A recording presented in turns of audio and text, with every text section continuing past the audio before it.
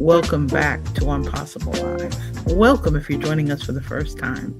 I'm delighted you're joining us today as amazing Deborah A returns to join us. If you haven't had a chance, check out our leadership playlist on YouTube and you'll find some more gems from Deborah A. But if you're in a place where you love to learn, grab a pen. If you're listening while you're in your car or something, try and set up a comment or something to enjoy for replays. One of the things that I loved learning was this brilliant woman. She's here to teach us. She's here to wake us up. And I have to thank Deborah A for being a gem, one of Lachelle Atkins, America's Supermom. Amazing, amazing introductions. And just to thank her for, people would say in terms of events that I usually follow up pretty quickly. Well, Deborah was one of those introductions during a season. I almost missed it. It's a real reminder. Somebody takes the time to connect us with somebody. We don't necessarily have a chat. We'll get to know each other. We don't. And meanwhile, I'm diving into all of her content. And I'm like what they would call that silent one in her content, because Deborah couldn't see me because it was so deep. I was sitting there with my pen. I was sitting there thinking, I was like, this is taking me someplace. And the amazing part was wonderful Deborah reaches out. Hey, we need to fix this. We've been connected for a while. What's happening? And here we are today. And in the process, I have to thank this beautiful woman for bringing and reconnecting me with amazing Kai Cole, who I had met years ago in the process. So thank you and welcome back, Deborah A. Thank you for joining us today. Thank you for having me. It's a pleasure.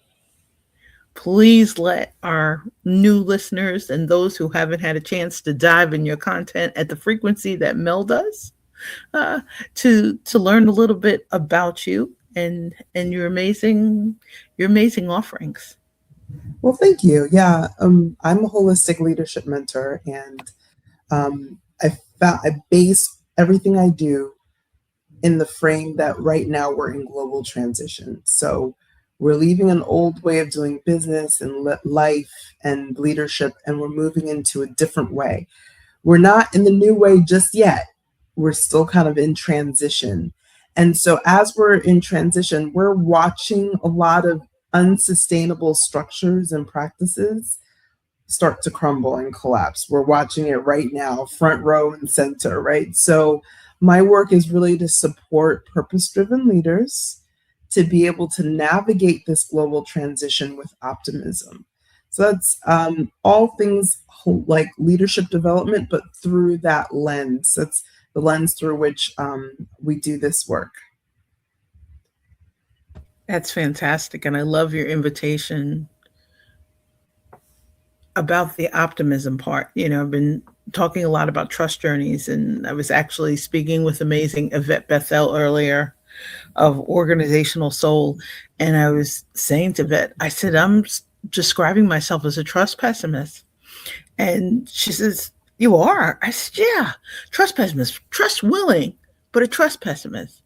And Yvette was really, and I appreciate it. She was able to help remind me through that spirit of me being trust willing to not say that it was pessimism. She's like, if you want to say that you're approaching some relationships from that middle ground of no trust almost and no distrust, as opposed to the pessimism part, which implies that you're heavily in a distrust sequence, because that's the world in which we're in. And that's one of the reasons why I love too your amazing offerings. And I'm gonna keep putting up a link, and you'll laugh. I do not have an affiliate link for Deborah's amazing workshops, but I had the pleasure of attending one that was, I would say, life-changing and game-changing. And we don't often, thank you, we're not often in rooms or spaces like that we can say changed our lives. And once that, and I think it's one of the invitations besides today's title about deep dives, is that we get stuck trying to keep aligning energies, styles, trying to, in some cases, and I love that you're mentioning about leaders and the optimism part, because it's a lovely invitation as opposed to hustle culture. Hmm. Yeah, yeah. Performance. It's really biting us in the butt right now. This whole performance-driven way of living. We have now our kids are in elementary school trying to perform, and in every aspect of life, every corner of society, performance has been raised up as the highest thing, and we actually almost deify people who put performance even over the well-being of their bodies. So we think about like professional athletes. We just had the Olympics, and people are just like, oh, it's so amazing that they did this. But honestly, I have a little bit of a challenge with that. I think our bodies have limits for a reason, and I think there are some people who are just like naturally daredevils and want to try things, and I have no judgment with it. But I think when we put performance over our well-being, there's a problem. And I I see it now that people are so blind, they're so used to putting performance first that they don't actually often see where it's at a detriment of their health or the well-being of their loved ones. And so the work of kind of stepping back from that hustle culture, stepping back from putting performance first, and really saying, what is mine to steward, and that really also being another way of saying, what's the healthiest, the most balanced, the most nourishing way that I can show up in the world. That takes you down a very different path, and it may be scary, but this work is really for people who are done with the hustle culture, done with the performance, obsession, and really want to find a way that's more aligned for themselves and for the people that they serve to move through the world. Wow, that's amazing. And welcome, beautiful Jackie, who's joining us today. And if you haven't had the chance yet to meet amazing Jackie, Jackie's got a live today. And Jackie's got a live, Jackson Friends, and she was on Omar's show yesterday. Jackie, I had so much fun hanging out with you last week. I missed last Monday's live, but boy, Omar has a show where he hosts Zoom, like the equivalent of Jeopardy, but Zoom pretty. And he also hosts a show just to get to us to get to really know each other, and had a pleasure yesterday learning more about beautiful Jackie. I think one of the things I love, Deborah, too, is talking about nourishing, and Jackie's been talking about it a lot. What are we doing to kind of? I'm always talking about cultivating trust, but what are we doing to kind of nourish our roots, nourish our core? Um, Hi, Alicia. How are you? Thank you so much for popping in. And I think we get caught in the systems. We get caught in the history sometimes. We get caught in the wounds, for lack of a better word. We're carrying all of that through our journey and trying to keep starting fresh and starting from a place that kind of honors who we are or who we'd like to be in the world. But I love what you're saying about nourishing, because it's reminding me of the dream and the invitation for flourishing. Because if we don't solve problems. We don't change the patterns. We don't change, and it'll take a while to change the systems, as you're saying. But I love your invitation to just show up and really be really, really present, and to always be an explorer. Thank you for that also. I really have to thank you for that, for the opportunity in your offerings to explore. Mm, thank you. Mm. Deborah's in one of her really amazing moods today. And I can tell you've been doing some good stuff, because, boy, you are smiling and laughing. I can feel your fabulous energy. Where would you like to go today from a perspective of deep dives and chatting about leadership? Thank you. I mean, I think what's alive for me right now is every 6 months to a year or so, I feel like I'm coming out of the closet again, because there's always a deeper level to our expression of whatever is true for us. And we have all these layers and masks that we've had to put on, when we were growing up in an environment that did not reward authenticity. It rewarded compliance and performance. And so right now, what I'm seeing is it's so important to be clear. My work is not to help you do better in the old stories. So it's not to help organizations, develop healthier cultures so they can make more profit.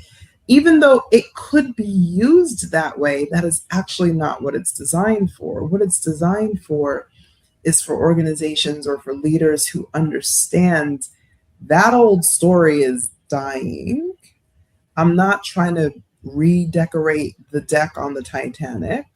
Instead, I'm really looking to get up ahead of what's coming, so I'm not in panic mode when things hit the fan. And one of the biggest ways to do that is like, we really need to stop deluding ourselves. And I think some people that I speak to are already out of business as usual, and they're just like, man, this sucks. There's no infrastructure for us. So it's like so isolating, right? And then a lot of people that I speak to are looking for the exit. And so for those people looking for the exit, I'm trying to say, like, here, it's over here. And you don't have to go through this by yourself in fear. You can do this with others in community. That's really who I'm here to serve. And I think it's taken me up until this point to get this level of courage to say that this is who it's for. And maybe for Gen Y, Gen X, it might be like, oh, that sounds scary. I think for the later generations, Gen Z, Gen Alpha, it's exciting, because they're like, look, we disown ourselves from that old story. That is not us. Like, they're happy to clear their hands of anything to do with what the previous generations have left them, where most of them will never be able to afford homeownership, which was the American dream. So most of them will not be able to do a lot of the things that their parents were able to do because of the mess that we're in. So they are seeing the collapse. But instead of going to the pessimism, as you mentioned, going to the optimism of, like, we can build whatever it is we want to build. This is the time to, like, do it. And if we have these really simple and basic skills, we can do that. And so that's why I feel like, for me, it's more courage to be able to say exactly who it is I'm here to serve. I'm here to serve people who are either out of the old story and are like, it's really hard to do this alone, or who are looking for the out. If they're like, look, no, we got to get our numbers right. We got to make our, board happy, our shareholders happy. They're not quite ready for this work, because this work is really, even though it could technically on the short term help them, at the end, it's kind of really moving in a very different direction. You're reminding me of a couple of things. One is that in many cases, some leaders, some elders, some others are attached to the narratives or the stories, Mm-hmm. and not at the point of imagining. I guess we'd call it, in a hard way, the deconditioning, which I love what you're saying about the stripping back layers. And hey, Layla, how are you? And yep, Layla's saying it. It's a new journey, and I love in the process that Deborah is helping us eliminate isolation. That's been one of the things that, whenever I'm talking about creating conversations and creating connections, having a lot of those conversations about eliminating isolation isn't always easy. You need a village. And here is Deborah from Global Campus Village. You need a village. You need more support, and you need somebody to offer you. And it's a lot more than the lifesaver, because you mentioned the Titanic. We were on a cruise many years ago, and it was our anniversary, and we had a table for two. And I thought about it later. That wasn't our normal style on a cruise. We really should have been like at a table bustling full of people. And they put us like on the second level, and we're above like this band almost who's playing, "Hey, Martha, warm welcome and happy Monday." And we're above this band that it sounded like music from the Titanic. Like we ditched the table. Hey, Coach Gary. So I think Oh, sometimes that opportunity or that invitation to change, or as Layla's mentioning, and we're always talking about journeys, whether it's life journeys, entrepreneurial journeys, leadership journeys, trust journeys. There are so many different times. But I love what Deborah's reminding us is of the personal component, because otherwise leadership is and can be really isolating. mhm, mhm. Thank you for that. Thank you. When I said before about it being life changing, Deborah will laugh because that wasn't necessarily in the remarks that I left her. And in the feedback survey that she shared after your amazing session with a co-facilitator, I think what happens is it takes us a while to know that something's changed us, changed our system, Mhm, changed our vibe. But I think that, and I'm loving it as Martha's here, and I'm celebrating across the miles because Martha's starting a new education journey on top of her not-for-profit journey and her transparency journey. And I want to celebrate that, but I think somewhere in the leadership part, we get stuck in sometimes we can get stuck in the patterns and the systems and the structures that others have built for us. And I love that you're helping to create a new set of explorers that kind of dive into dive into their own paths with some passion and with some support. And what you'll find, and you'll keep seeing that link to join Deborah's beta program, is Deborah's got this fabulous pay as you go model, which is unique, generous. I think it's a true sense of sharing your amazing spirit. And I have to thank you for that. mm, Really understanding we're coming, as you're saying, from different places with different abilities to invest at different rates. And you're like, if you're ready, if you're ready to make the time and ready just to really show up fully, that is the place to start. mhm. Yeah, you actually caught it at a good time because we're closing back up some of those events that were just before for the people in the course. But one of the reasons why it's pay what delights you is because we want people to come in the frequency of delight. We don't want people to come in like, oh man, I have to pay all this better be good. Like we want everyone to come in ready to participate and share and co-create together. And many hands makes the load light. It's really about what you're ready to bring and what you're ready to receive more than it is about like our financial gain, because that's not why we do the events. We do the events because we know this work is important, and we understand that while there is nothing wrong with money and there's nothing wrong with profit, it has been deified in our world in a way that has been harmful. So we want to acknowledge that and let people have these earlier experiences where they can come in with delight and not feeling burdened or, like, oh, this had better be good, like not coming to consume, but coming to be an active participant. That's really important to us. And so the pay what delights you model is, and I've had lots of interesting kinds of challenges, back towards that, but it actually is harder than the model of just charging a certain amount. It's harder than the model of, profit maximization because it's not known, it's not as common, but it's there to really serve everyone who participates. So we're really happy. We're really happy. We have small, intimate groups, and we prefer that to having, large groups where it feels very much like everything else. Our spaces are quite unique because everyone who comes ready to really fully participate. That is wonderful, and thank you for reminding me of the gym. Pay what delights you. I think in so many cases, people get stuck in the financial investment, whether it's from a return on investment perspective or what is it that I need to bring to the table. And the reminder as you're guiding us on a deep dive, because we said, hey, we're ready to show up, we're willing to show up.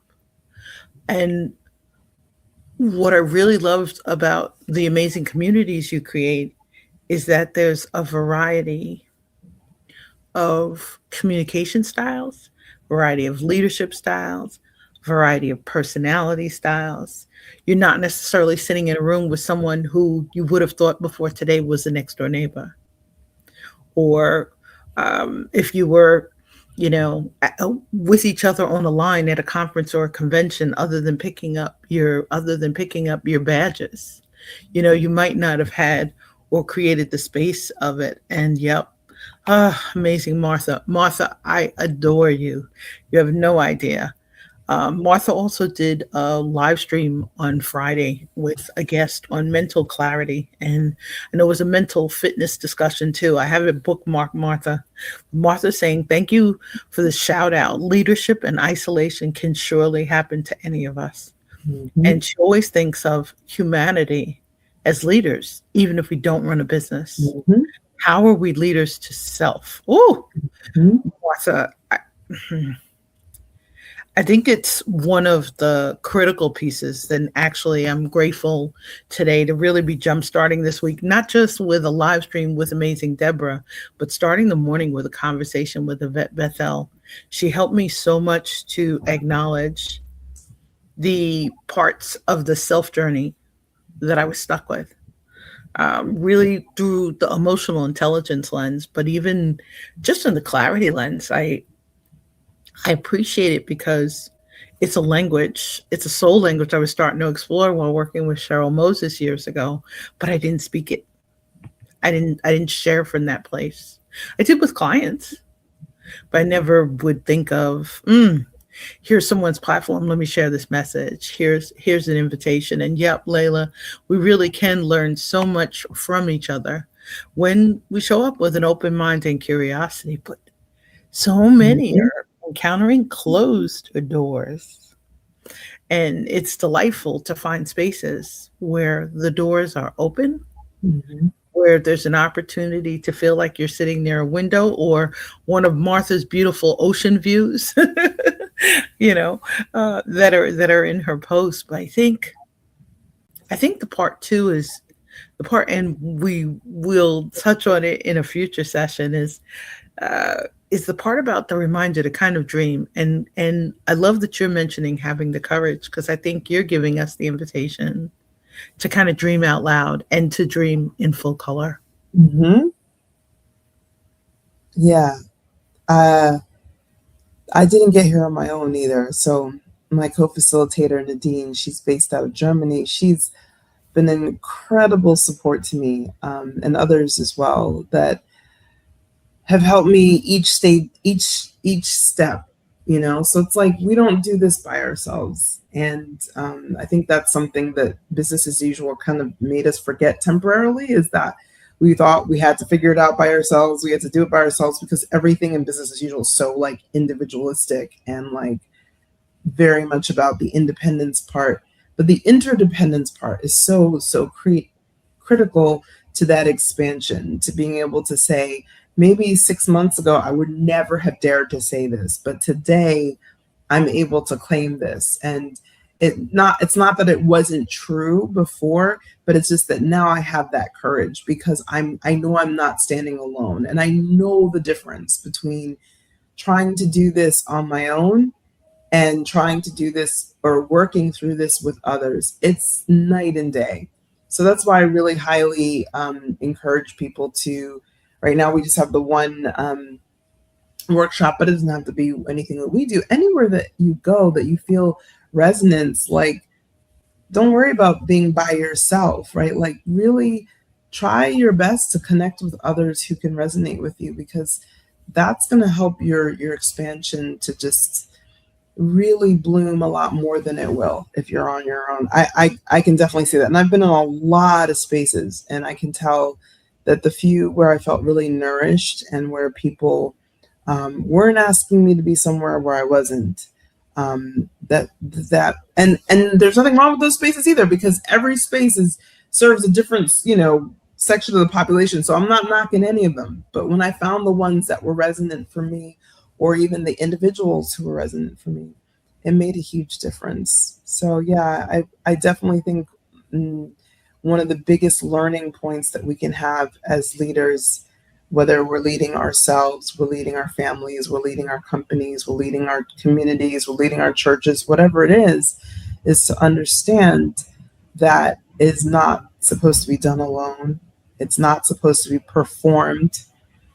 It is, when you are a true leader, you are operating from a place of integrity and integration. So that was hard for me when I was in ministry. I was in ministry for many years, and I always felt like I had to be perfect. I had to represent God. I couldn't make any mistakes, and it was just so unhealthy. And so now when I really understand, no, leadership is integration. And the reason why this feels stressful is because I'm in an environment where I'm not getting the support that I need to show up the way I need to show up. So this is something that I really feel very strongly about, is as we're making this pivot and this transition, is moving from trying to do it on your own and performing to doing it co-creating with others in a way that's integrated and not just a mask that you're putting up. I truly love that. I've been in a lane, and I thank Martha for the reminder to dream out loud. I've been in a lane of alignment and realignment for a bit. That fascination as a kid with puzzles and games. How does this work? And in some cases, as you're saying, trying to figure out whether the energy was right, whether it was an environment in which something felt possible. Mm-hmm. And I think it's one of the interesting things after coming up with Impossible Live as a result of a magnet that was on my refrigerator for ages from an event that said I'm possible. We didn't always feel that. And I remembered, and it was interesting. I have to look it up. There was an article that I just read a couple of weeks ago about when we reach that part in leadership where we're feeling a little socially isolated. Mm-hmm. And in some cases, it can happen and really cause us to disconnect from kind of who we are and how we want to show up. I think one of the challenges sometimes, and we're saying it from a perspective of influencers, whether people are trying to increase their impact, or they're trying to increase their reach, or they're trying to share their voice. I love that you're really reminding us the resonance part, and I really pay more attention to that now, is what does that rhythm feel like? What does the invitation to join the rhythm, to explore the rhythm, to participate in the rhythm feel like? Because sometimes that beat, it just wasn't necessarily calling to me. And I really never explained why. I'd have people who would say, "Oh, wow, you're here, you're not buying into." And my question one day to someone when they asked me was, I said, "What is it that you're looking for me to buy into?" And it turned out the person was in financial services and just wanted me to sign up for a package. And he says, "You're really hard to read." And I almost would have left, but I wasn't comfortable in the environment. And what he didn't realize was he was talking to somebody who was a finance major. I could feel the sales pitch from him. Mm-hmm. There was no invitation to join him for a dance. There was no invitation to join him to participate, to really, as Martha would say, dream out loud. You're asking, and I'm appreciative. I have a investment counselor who just called last week, and I appreciate it because we've been in touch a lot more this year as things are changing in our external landscapes. But I appreciate it. I know that I'm heard. I'm seen and I'm valued. And in this conversation with this person, they're just like, they just wanted me to just sign up. You're Yeah. the invitation to participate in something that will delight you and is an unspoken guarantee of every workshop and every service that you offer. And I really appreciate it because there's a care there. We don't always feel that we don't always feel that cherished, that warm and fuzzy sometimes in environments or in conversations. And I think that's one of the hardest parts in leadership. I had to learn. Mhm. I require support from multiple coaches. I rarely am working through any season with just one coach. I For those of you sending pitches in or DMs in my LinkedIn, you're like, oh, she didn't sign up for this package yet. It's a real reminder, as Deborah says, something has to really call to us and offer the quality and caliber of support from an integrity lane. And if it doesn't necessarily feel aligned with that, an offer doesn't have to reflect my values, an offer doesn't have to reflect my voice. I think an offer, whether it's to become part of someone's modern workforce or to become a collaborator in this, yeah, this is a modern world. This is a world where, as the next Marvel movie comes out, where there's an opportunity for people, as Martha would say, to dream out loud. When we don't feel that opportunity, we don't want to step in.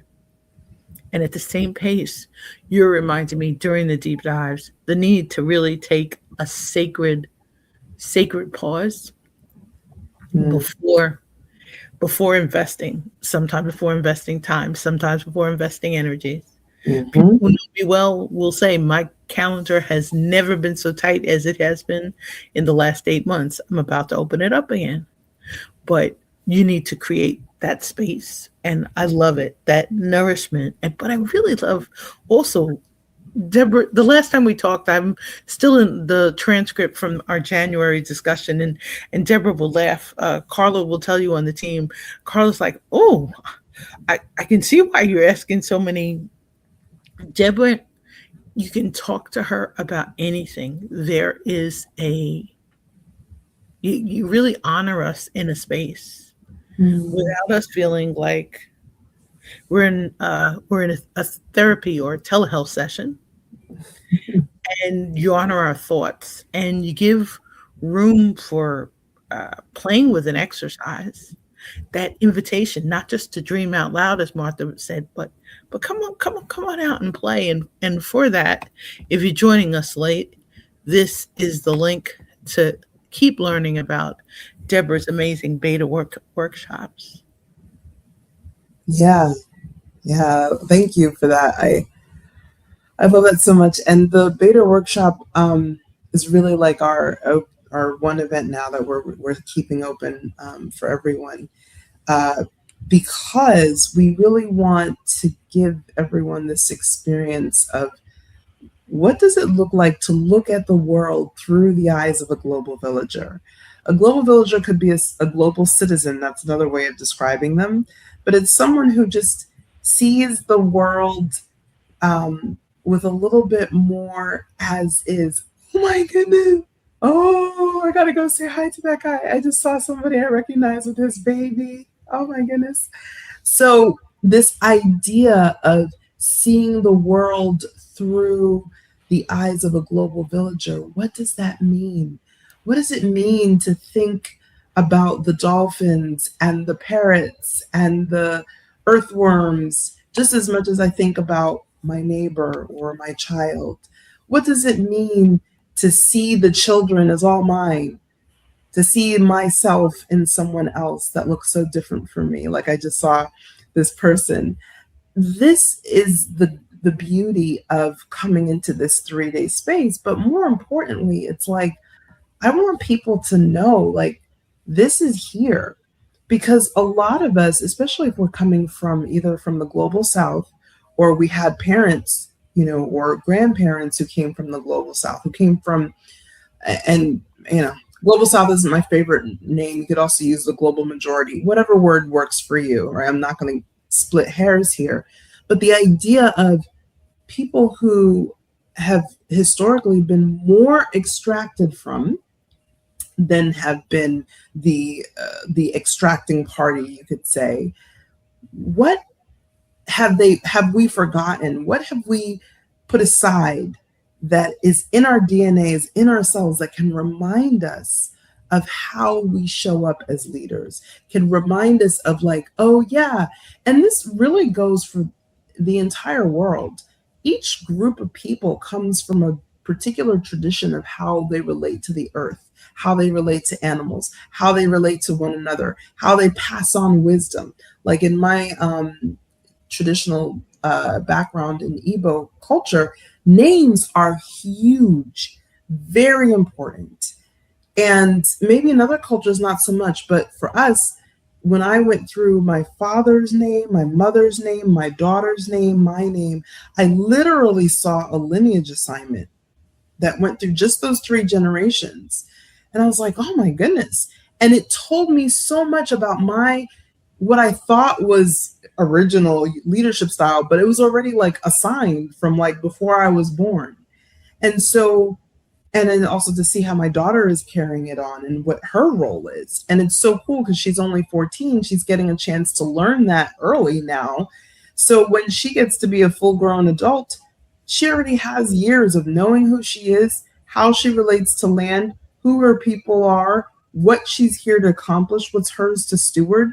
It's not new. It's not something she's digging for. And I think that was the pain, the harm that was done through colonialism, was disconnecting us from that knowing, disconnecting us from that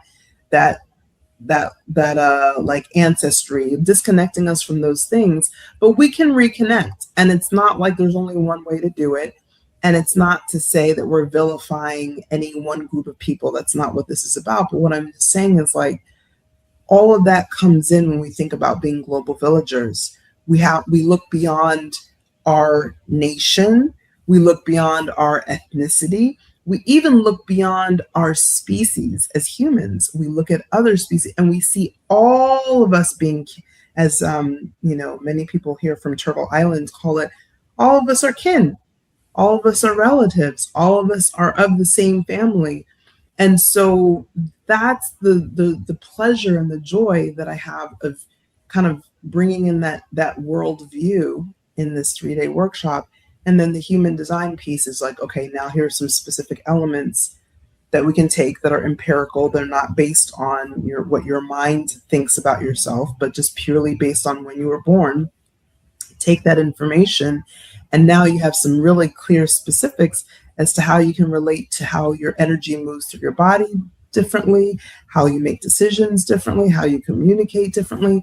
So these are all aspects of being a global villager that I feel so strongly about, as a worldview that just isn't out there. Because a lot of what is out there is either the oppressor or the resistance to the oppressor, which is all really part of the same story. And so we're kind of moving into a different world where it's not about resistance or ignoring, but it's about seeing a little bit more of a 360-degree view of what it means to be a global citizen, a global villager, a part of this world in which we have the honor and the privilege to be able to rebuild. Okay, I said a lot. I'm complete.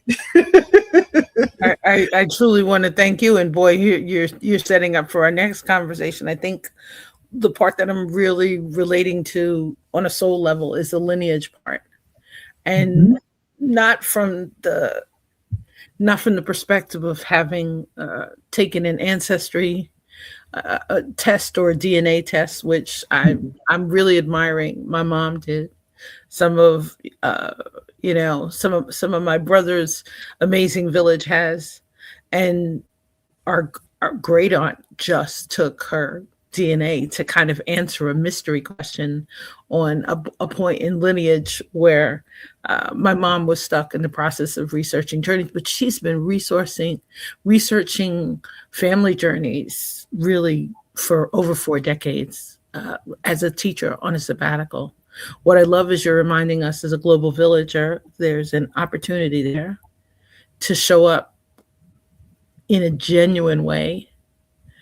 And that part about stewardship, people are always saying that we're here to serve others, but I love the invitation to be a steward. Let's work together. Let's cultivate trust together. Let's create a relationship together. Let's recreate a system together. Let's create together on a really innovative or collaborative way. I think one of the challenges is we really get stuck in the wiring, whether it's the patterns. I I love this amazing present to my right, which was a wonderful gift from a childhood friend who went to India. And behind my head, I used to have this wall hanging that I absolutely loved. It reminded me, don't get stuck in your inner thoughts. Keep asking Mhm. questions, keep exploring, keep showing up. People who saw it, they're like, wow, what is this busy pattern thing behind you? You should make that like a stock background. And I'm like, nope. I said, I love it, the patterns. It reminds me also of a time when we were traveling and exploring this. This was a find. This was a find in a market in Oaxaca, you know. And I love in the sense of your invitation to join you in a global village is the reminder to travel outside of the containers, the limits, the boundaries, while respecting others, and to do it in a way and at a pace that really, if we have trouble sustaining it, at least gives us a chance to kind of pause. Deborah and I are back and forth in messages recently. I keep typing about a sacred pause. This started before the holidays. I'm Mhm. really grateful for the timing. And I'm also grateful for the following the beat of the resonance of being willing in my own deep dives to say, need a little more time for this, need a little more space for this. Mhm. And in some cases, we also need more privacy. And as you're inviting us into more intimate villages where we can express ourselves, but at the same time, really tap into a voice that we don't necessarily share in other environments. It allows us really, I think, I love it because it really helped me work with alignment. And as I keep saying sometimes, whenever I get stuck, there's an amazing coach or collaborator around, and they're sprinkling some really good juju in a good way. Whether it's an invitation, whether it's an offer, whether it's a beverage, whether it's a health, a healthy something to explore that just helps us show up differently. Because I think otherwise we stagnate, we get stuck Mhm. in that world where we don't think that anything is possible, where we don't develop the confidence. And I love that you're sharing this with your daughter. Mm. Thank you. That lens is leaders as we're closing out today, Deborah. That lens of leadership, because really for some it's just really cloudy. It's just muddy, uh a lot of, and I'm really enjoying the vibrant energies that I'm feeling kind of recently. But I have to admit, it's coming up because of a sacred pause. It's not from venturing out right now in a space. It's from that keeping it tight and Mhm. keeping it simple. Because as we're saying, there's a song before about waiting for the world to change. We're in that world where we have an opportunity to show up and become part of the change. Mm. Yeah. There is one thing I kind of want to close with, which is that we encourage people to choose faith over fear. We live in a world where everything is based on scarcity. Our economic system, all of our systems are based on scarcity. And so scarcity breeds fear, fear of not having enough. And so the biggest gift that we ask every individual that we encounter to give themselves is to just take, even if it's just once a day, to make one micro choice out of faith and instead of the fear, to kind of build that muscle of being able to trust. Even if you may not be able to trust people yet, start with trusting, some aspect of life, or trusting some aspect of what you know about yourself from past experience, right? Like just building that trust muscle, building that faith muscle, because that's the biggest difference between the story that is dying and the story that's emerging is we're not running on faith, on fear. We're really running on a different level of trust, and all the things that we want are on the other side of that fear. So, um, not to make fear wrong, fear is there to serve its purpose as well.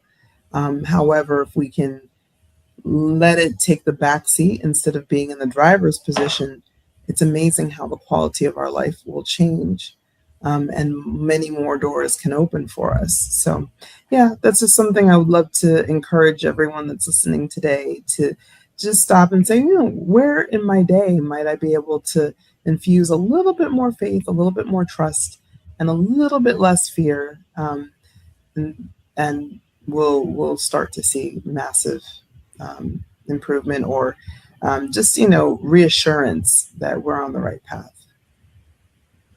I want to thank you in that invitation. I had to really learn, as one of my coaches asked me last year. They wanted to know where were people discovering my services and what were people coming to me for. And I said, people are showing up with a tremendous amount of fear. And I appreciated the invitation to hang out with them during that journey, but also to help others navigate a trust lens so they could trust themselves to try and discover a way to get to, if not the other side, to at least a different point in it. But I I really think and Layla and Coach Carrie and Alicia, thank you so much for the gems. I I think I appreciate Deborah, not just because of everything she does to help us strengthen our faith walk, but to remind us that somewhere in the core or in the values, even if you don't feel all the time that you're living in a space of integrity, you can create it and change your seat, change the doorway that you approach. And as Alicia's saying, trust yourself and where you are in the moment. Then you can make your next move, or you can ask for help, somebody to take a couple of steps with you as you're changing that lens. I truly want to thank you, Deborah, for joining us again. And for those of you who have not had a chance, definitely consider checking out Deborah's amazing series of beta workshops. Very much invigorating, energizing, and reminds me of Jesse Jackson, truly, of Deborah's here to keep hope alive. So I truly want to thank you for that, and thank you for the invitation and the opportunity to share some more stories, not just from our lineage, but about the internal pressure sometimes of waiting for the world to change. It's up to us. Absolutely. Thank you so, so much. It was an honor to be here with you today. Oh my goodness, truly my pleasure. And I hope you'll come back and join us. And I want to thank those who are joining us live, joining us replay. Stay safe, stay well, stay inspired, stay in touch. If you're traveling in the upcoming weeks, take a little more time, take a little more care, find an amazing book, find an amazing companion. Just take really good care of yourself and have a peaceful day filled with opportunities, filled with blessings, and filled with possibilities. Take great care. Thank you so much. We'll see you soon.